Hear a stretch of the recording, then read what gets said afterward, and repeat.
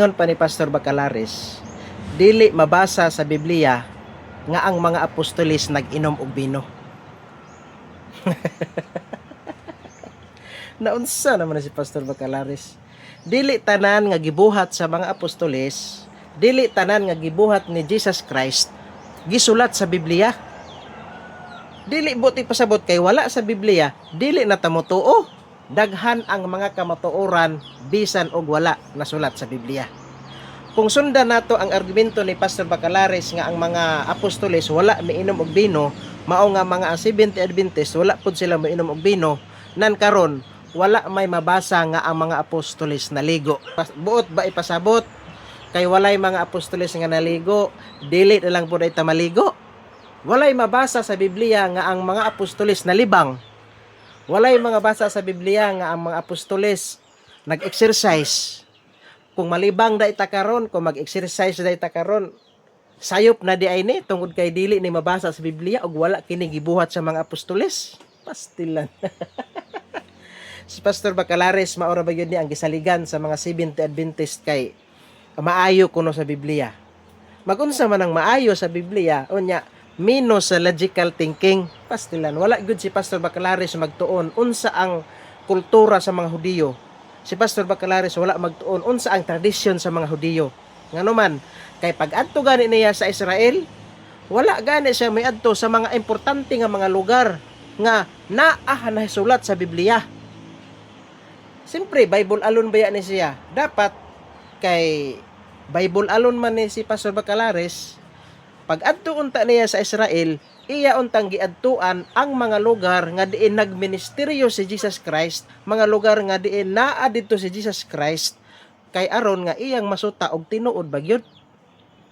Ang mga lugar ba nga naa sa Biblia, mauunta ni ang mga lugar nga giadtuan ni Pastor Bacalares sa diin nga niadto siya sa Israel.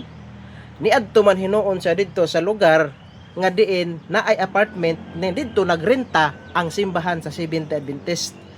Mangutana ko kay Pastor Bacalares, wala ba kagi pamaulan sa imong sa kanaog dito sa apartment, Pastor?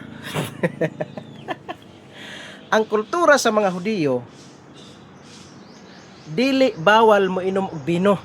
Gani sa panahon ni Samson, sa kasal ni Samson, sa mabasa nato sa Judges 14:12, usa ka semana ang selebrasyon kung naay kasal.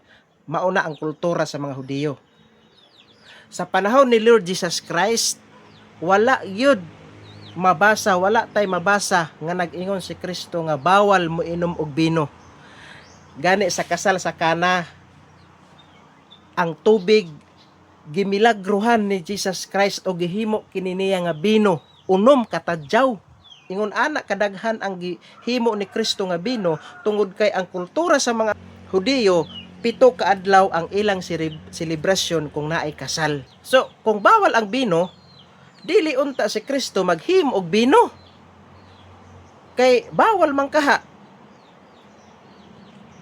Ang bino dili good na siya bawal. Dili siya bawal imnon ang bino. Unsa man dae ang bawal? Ang paghubog-hubog. Mao na ang gibawal. Ngano man, ang paghubog, ang palahubog dili gyud makasulod sa langit. Pero ang niinom lang og gamay nga bino, wala gyud tay mabasa nga dili sila makasulod sa langit.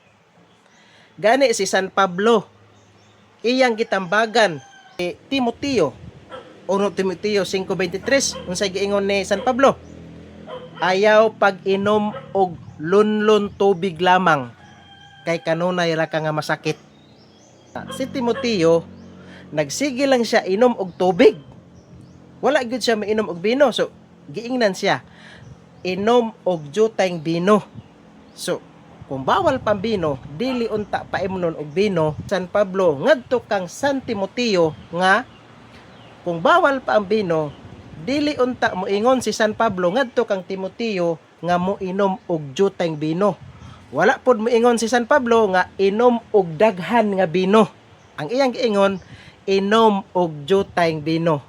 Kay nasayod si San Pablo nga kung moinom si Timoteo og daghan nga bino, mahubog. Ang paghubog-hubog dili gyud pwede kay dili